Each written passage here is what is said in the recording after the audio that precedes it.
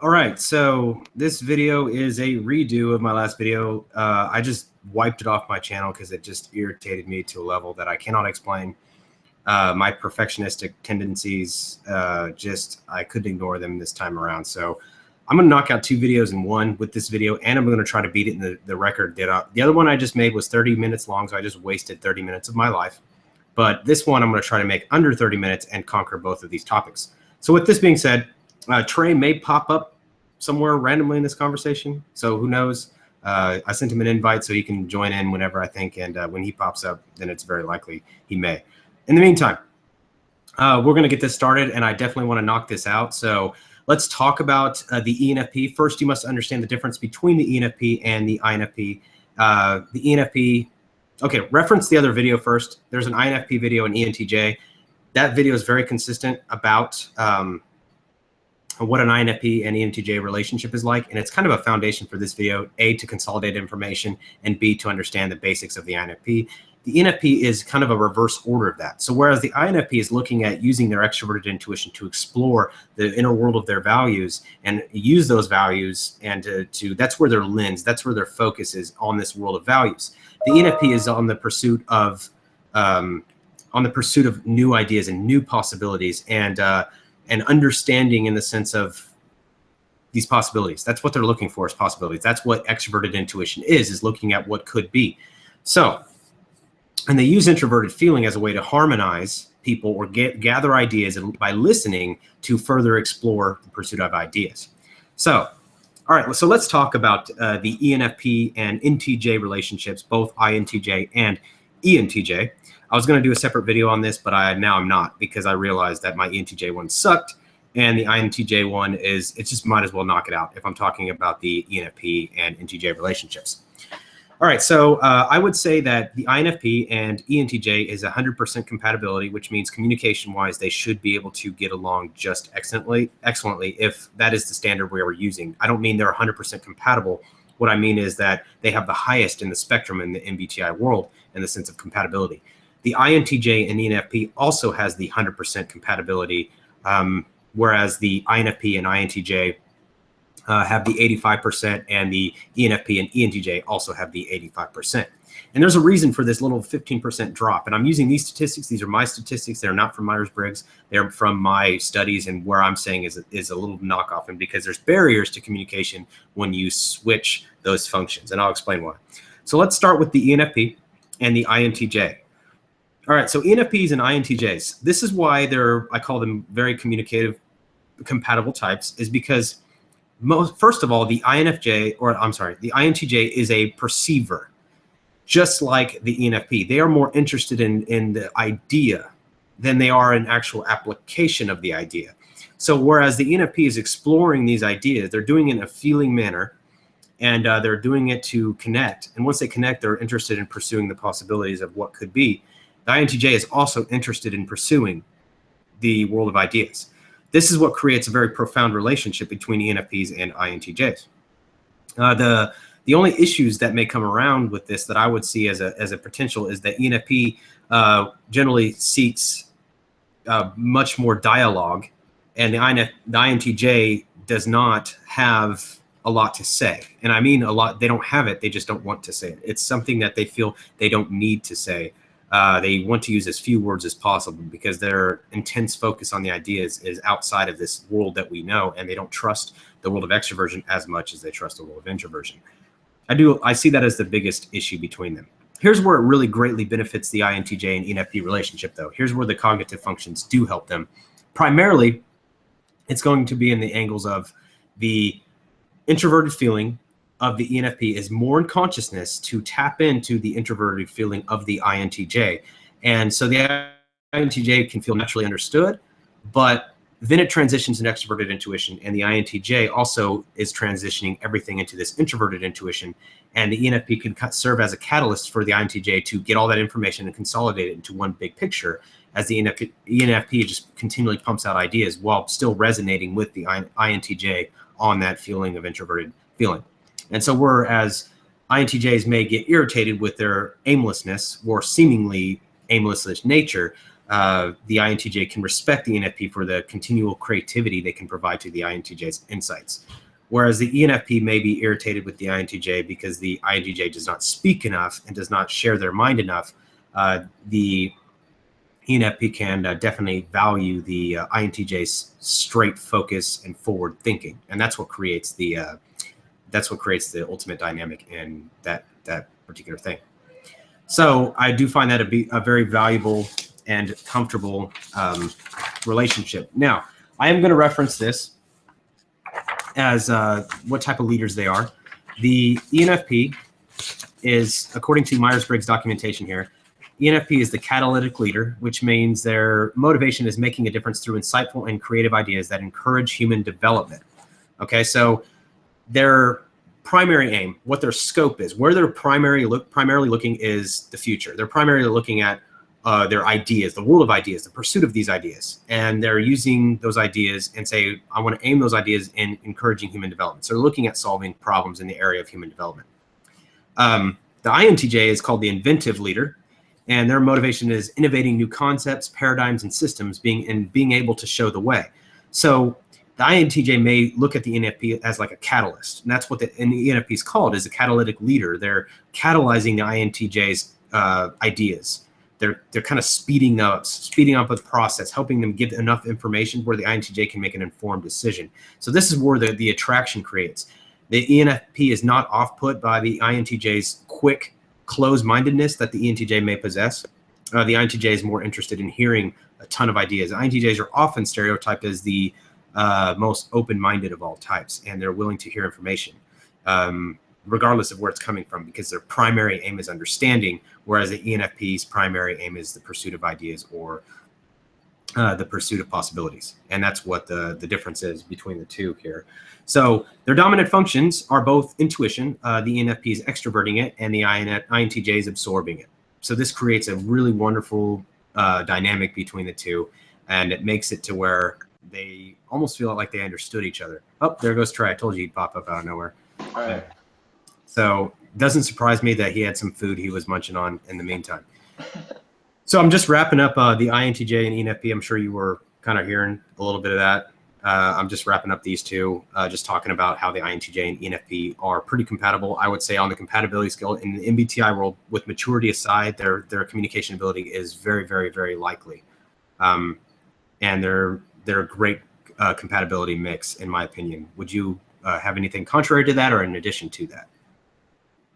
Not necessarily anything contrary. I would say that NE and NI make a very great pair, because the INTJ doesn't actually want to talk a lot, and they're not usually very expressive. I mean, of course, you can be a more expressive INTJ or INFJ, but for the INTJ, you know, they don't really like to talk as much. And I've noticed for NE will actually help NI come up with like some kind of amazing conclusion. When I have people that are NE users talking to me, a lot of times I will kind of zone out and get into this whole, you know, in NI mode. I have all these thoughts that I'm thinking about, and I come up with something great, and I'm like, whoa, and they're like, what? And it seems like I totally dismissed what they said because I was zoned out. So I noticed that NE does tend to help NI with all that incoming random information. NI likes to pick it up and do something with it. And so for the ENFP who would love to express all kinds of ideas and talk about their day, the INTJ would most likely listen and say, oh man, like I noticed that you said this, this, this, and this, right? So then they'll come up with some amazing idea that will just sort of blow away, or solution to a problem, maybe, whatever it is. But I have seen that work with an ENFP and INTJ, and it's pretty amazing, actually. You know, the ENFP is so random and has different ideas and likes to challenge the INTJ's sort of laser beam way of seeing the world. And the INTJ is like, you know, I've thought this out, so let's talk about this. And it's interesting because they are actually open to discussing that a lot of times. So that's what I have to say. Great. So that pretty much like covers what I just said about the INTJ, the ENFP being a catalyst for the INTJ and the way they see the world. and helping them feed new ideas, so the INTJ actually can get a benefit of thinking faster with the ENFP as opposed to reflecting a little more. The INTJ may feel even more accelerated by the ENFP's continuous idea feeding. It's like you're feeding a very, very fat cow, which is the brain of the INTJ, and the cow is getting very large very quickly. And that's kind of a summary of that. Again, the INTJ's primary motivation is innovating new concepts, and it helps to have the ENFPs human input into their concepts, as well as their extroverted intuition constantly feeding them a plethora of ideas in a very short period of time. So this is what makes this a very ideal relationship in the sense of the INTJ. Now, as of ENTJs, this is where the problem comes, because you got to remember ENTJs can have a love-hate relationship with ENFPs, and I just did this video, and I like I said, I'm redoing this because it's important to understand in a very concise way how this works. So the ENTJ is primarily concerned with structure, and they're primarily concerned with making things happen. Their primary motivation is using competence, expertise, or control to improve what is within their sphere of influence as much as possible, setting goals and striving to achieve them.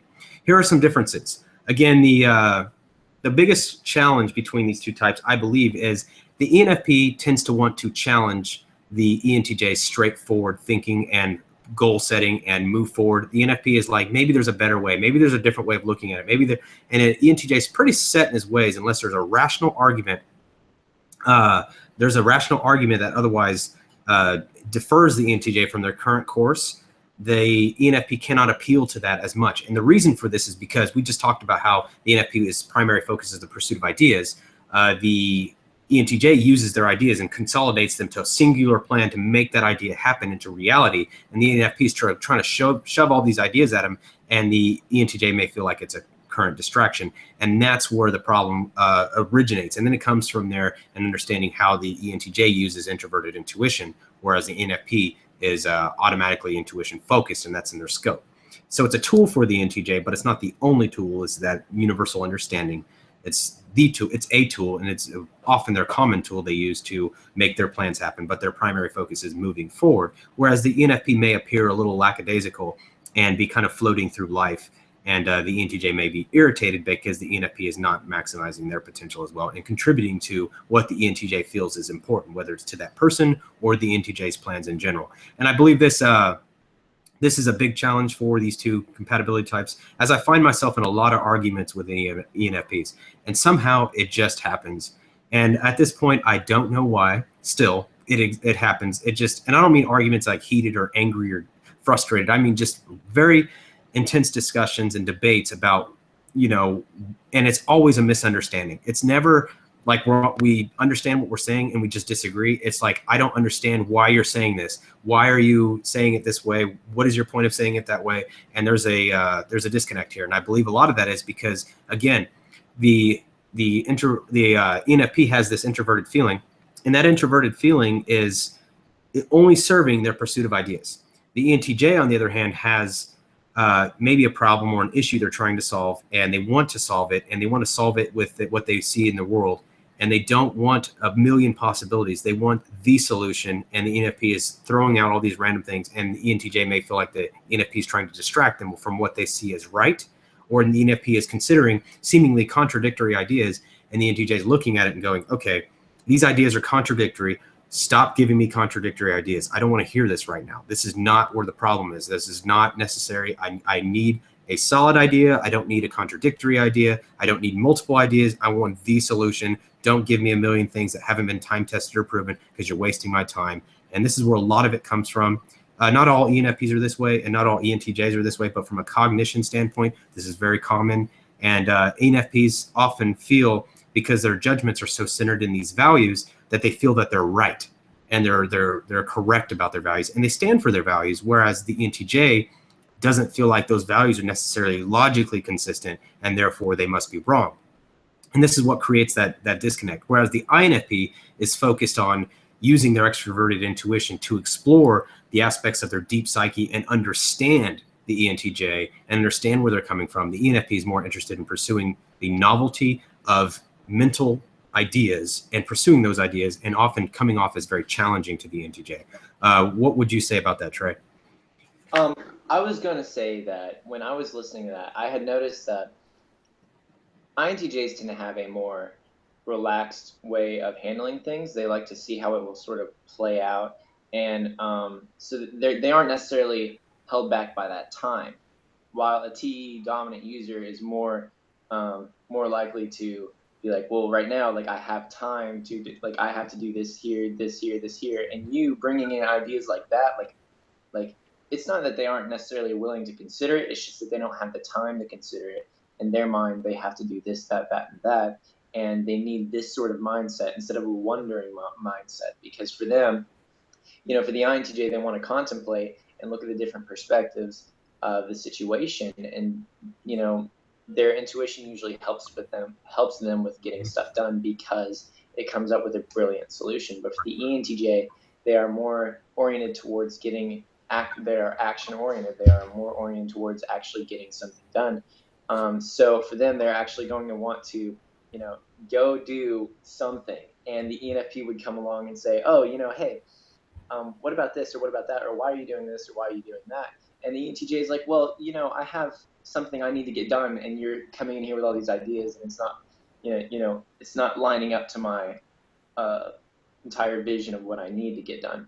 While the INFP would probably sort of induce a help the ENTJ through with the value with their value system in a more relaxed way. Not to interrupt, but I want to jump on that point too. Is okay, the yeah, go ahead. That's perfect.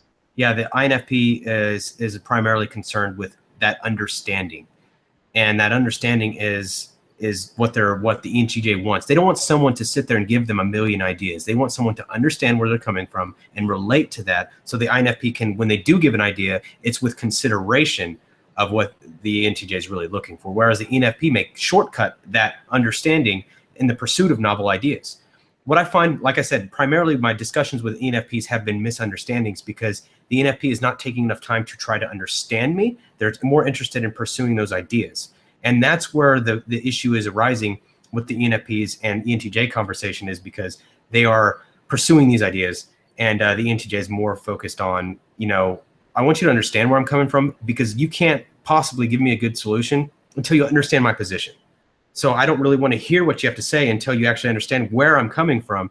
And that's where the INFP connects to the ENTJ real well, because the INFP is more concerned with understanding first and then providing a decent piece of advice. And again, anything that irritates ENTJs is unwarranted advice. Any unsolicited and unwarranted advice is really irritating to ENTJs, because we tend to focus. Now, whether we react on that irritation or not, that's up to our personal development. But it can be very irritating because we want to feel understood, like why we're doing what we're doing, and you have to understand why we're doing. And if you don't understand why we're doing what we're doing, that's okay, but don't say anything. Just ask, why are you doing what you're doing? And we'll be happy to explain it to you in the first place. We're not going to sit there and, you know, tell you, no, well, don't worry about it. I'll tell you why I'm doing what I'm doing if you actually have the sense to actually ask. And that's where I think the challenge is. ENFPs will shortcut that understanding and immediately pursue ideas. If I say, hey, look, you know what, I think I'm going to quit my job, for example. I think I'm just going to quit. And ENFP say, oh, what are you going to do after? Whereas an INFP would ask, why? And that's an example. They want to know what motivates you to do what you're doing, and they're interested in understanding your psychology. Whereas an ENFP, well, what are you going to do after? What's going to be your job then? What's going to, and they're really just trying to explore. And that's where the challenge is because what's in the primary focus. And that's what I find very interesting about the ENFP. Not that they're either type is better or worse, or that they're different people. I think that they all have their place. It's just that you'll see the INFP more in this counselor type role because they want to relate. Whereas an ENFP is going to be pursuing new ideas, often in the entrepreneurial field or in a field where they have to use quick mental acuity to react to different circumstances immediately. So that's where the challenge is in this relationship. And if people can get over that and understand that ENTJs are going to have this problem, and ENFPs may be irritated by ENTJs because ENTJs, they may see ENTJs as stubborn, not short-sighted, because I'm not going to use that word, but they see them as stubborn and very close-minded in the sense of being able to accept the ENFP's new ideas. As they give them 15 ideas, and the ENTJ may rule them all out and say they're not efficient, they're not effective, and without even trying them, based on what the ENTJ has gathered with their introverted intuition. Again, the ENTJ is a judger first, the INTJ is a perceiver first. and their primary function is perception. So the INTJ is willing to explore that idea a little more before ruling it out, whereas the ENTJ will rule it out immediately if it does not fit in the current plan, and the ENFP may feel ignored by this, and the ENTJ also may offend the ENFP by being too blunt or too direct, which is the same thing with the INFP, and not considering the ENFP's emotions in the situation. And of course, like I said, I like to believe that people have good intentions at heart, but I think that sometimes we overshoot and we say things we shouldn't say to each other because we're not thinking about the other person's preferences, which I made that mistake yesterday, by the way. All right, so Trey, anything to add to that? Actually, no, I don't have anything. So. Okay, great. So moving on, let's go to understanding what the, like I said, let's compare these little differences. And I just want to reiterate what I just said. And if Trey comes up with anything to add, we can definitely add to that. So the ENFP is the catalytic leader. They want to catalyze ideas, and they want to catalyze ideas that encourage human development. And the ENTJ wants to use competence, their expertise, or control to improve what is going on in their sphere of influence as much as possible and as quickly as possible, and setting goals and striving to achieve them. And that's where the challenge in the ENFP-ENTJ relationship is, that the ENTJ is not interested in pursuing ideas. They're interested in making things happen. Whereas the INTJ is more interested in improving their understanding of the world. ENTJs only use their understanding of the world to make things happen. And that's where the challenge is. And ENFPs, if they can understand that if you're giving them an idea that really doesn't make anything happen, it's not very likely that the ENTJ is going to take a lot of time to consider it.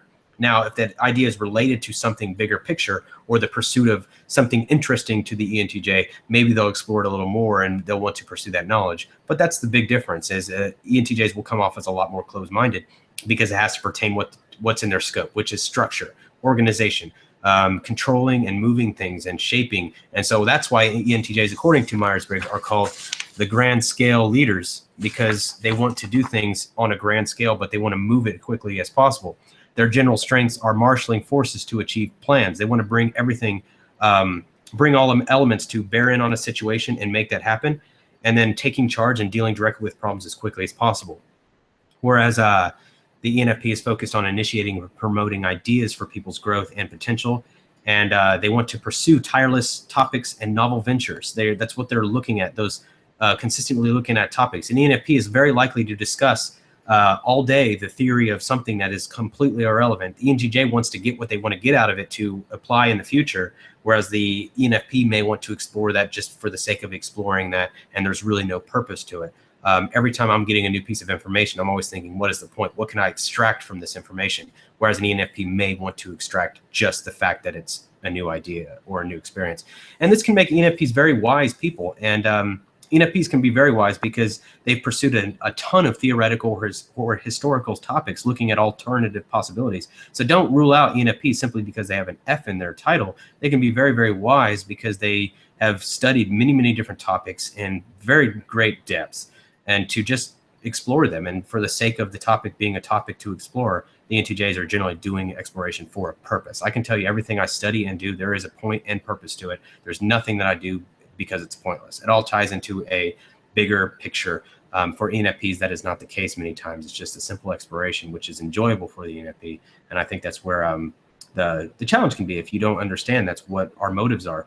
So ENTJs can be closed off to new views if they're being overwhelmed. And so those are a big problem for ENTJs, is just using a very rigid approach, and they need to loosen up and not necessarily be so rigid, as they'll be willing to accept the ENFP's input. ENTJs like to ask for input if they're ready for input, and B, they only ask for input of people they trust. I don't think ENTJs just ask for advice just to anyone. It's very selective. And it's because people they respect and people they trust. That's where they get their advice from. And I find that I always look at books. And when I look at books, I look at the authors. And if I trust the author based on what I've read, then I'll take the content of the book in. If I don't, then I'm never going to read the book. I'm never going to look at it. And it's because I want to know where the author's coming from, what their life experience was, what they went through, and how they made it through. And that's kind of what I do when I look at a book and I say, okay, what does this mean? So I usually will look at a documentary on the author. I'll look at whatever I can find on the author to make sure that the book is worth the 15 hours I'll put into it or the 10 hours I'll put into it. Again, it's not for the pursuit of the knowledge in itself. Even if I don't agree with it, I read it anyway. That's very unlikely. As an ENFP may just explore that idea in its own. As I know a particular ENFP who just knows a lot about a lot of different things randomly.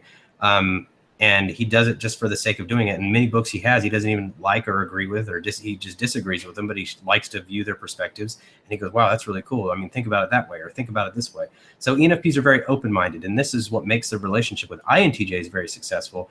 Whereas with ENTJs, it's like trying to get through a brick wall sometimes for the ENFP, and they can get very frustrated because the ENTJ is kind of just like steamrolling through and want to just make things happen. And the ENFP is like, maybe you should consider this alternative possibility or this alternative possibility, where the ENTJ has this confidence that this is the way things are. And you can throw every possibility out in the world, but I know how things are, and that's not going to change. Look at it. Here's the advice. Look at the statistical observation of reality. Look at the measurements that we put out. Look at the statistics. Look at what's going on. Look at the divorce rates. Look at this rate. Look at that rate. The ENTJs are using empirical evidence to support their conclusions about the world, where the ENFP is, well, looking at not empirical evidence necessarily. They're looking at what could be right and true in the sense of values. And sometimes logical decisions, like I said, are not always the best decisions. And that's why the ENTJ needs to be a little more open-minded to the ENFP, and the ENFP needs to be a little more patient in the sense of understanding where the ENTJ is coming from. So these are the two primary areas that I think they need to really work on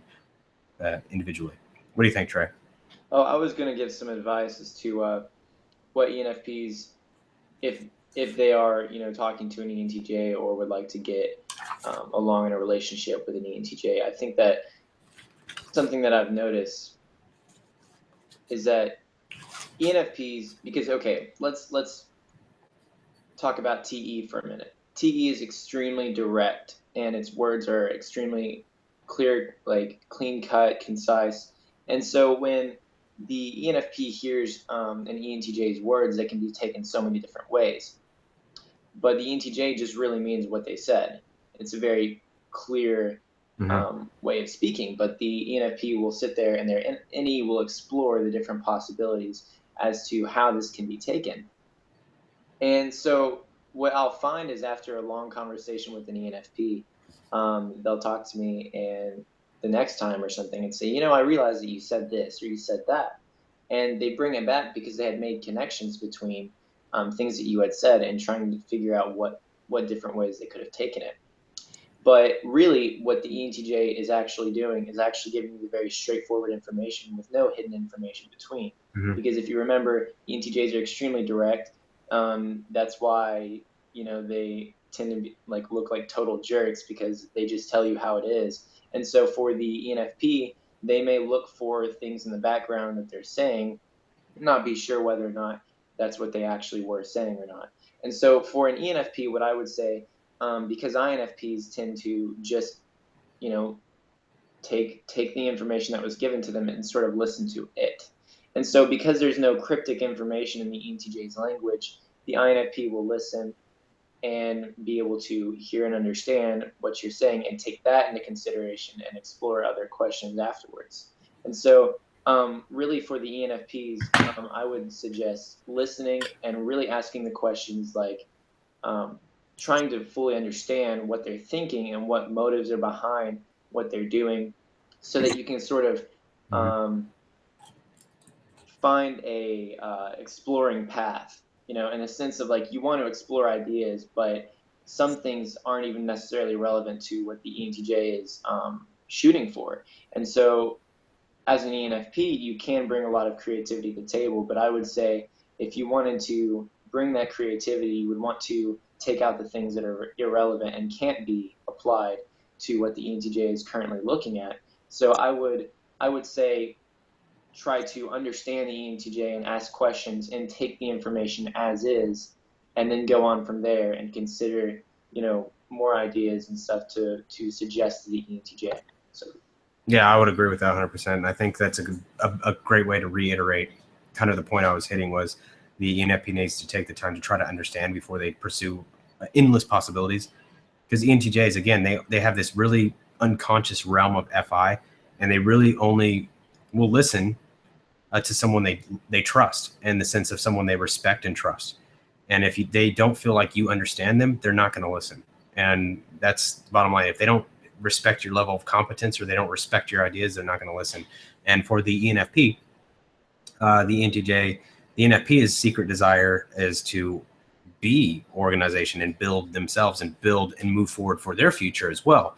And that's what they like about ENTJs, is ENTJs can really help them move forward. But here the challenge is that ENFPs have this inferior introverted sensing, which often leads to feeling like there are established ways to do things, and the ENTJs notorious for hating or not abiding by any established way to do anything.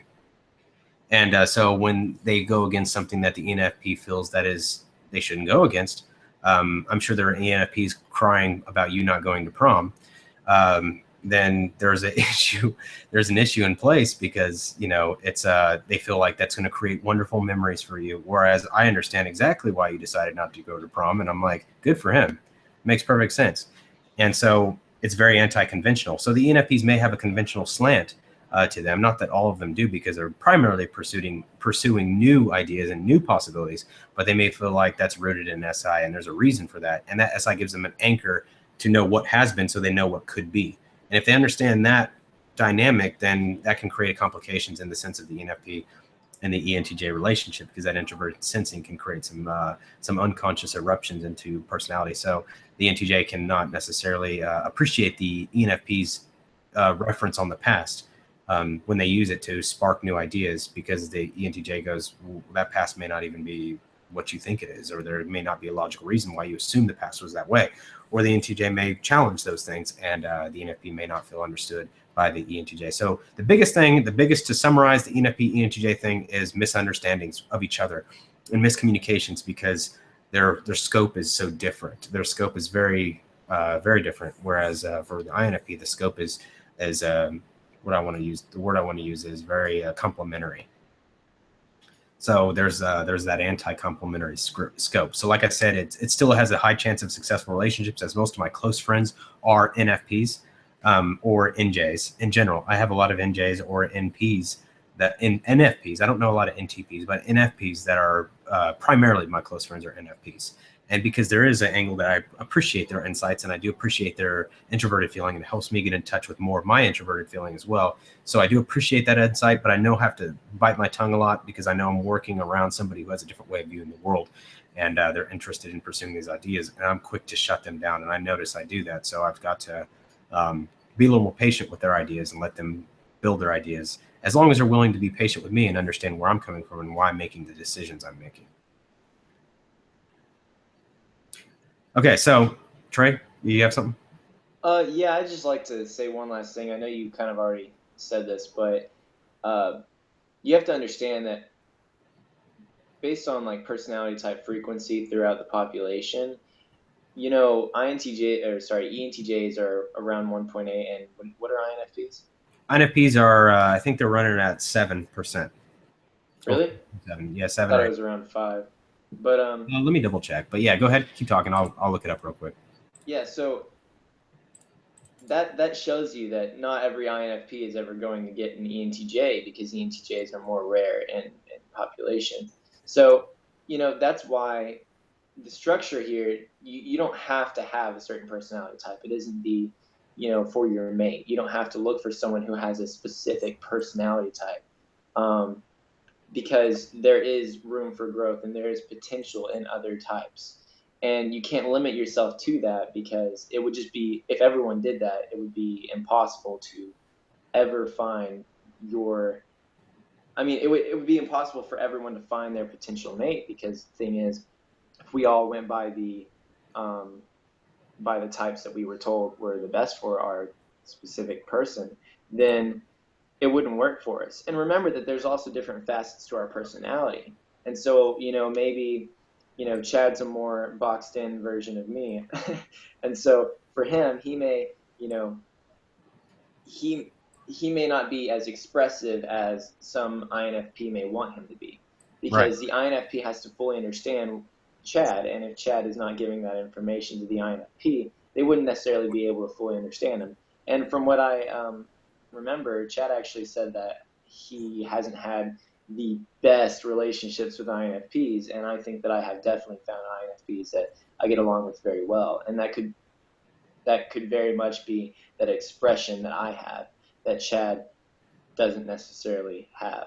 So, there are differences in our personality, and that means that you aren't going to be necessarily limited to one type. It will work. You will work much better with another type. And it's not, remember, it's not just ENTJ. There's more to it. There are facets to your personality, and there are your personal experiences, and that will line up with other types. If there was a way to determine what type would be your best using the variables that, maybe your personal experience and stuff like that, you may not be, as an ENTJ, you may not be really well with a INFP. You might do better with another type. So that's just the point I wanted to make. That's a good point. And just to correct myself earlier, the ENFP is 8.1% of the population, and the INFP is 4.4%. All right. Yeah, so that is the most updated statistics as of MBTI manual by CPP. That is, looks like the INFJ being 1.5, the ENTJ being 1.8, and the INFP is 4.4%. So I think if you said the INFP was close to 5, you were pretty accurate on that. I was mistaken. So yeah, it's 4.4% according to the latest research, and so yeah, the ENFP is 8.1%. So INFP looks pretty rare, 4.4%. That's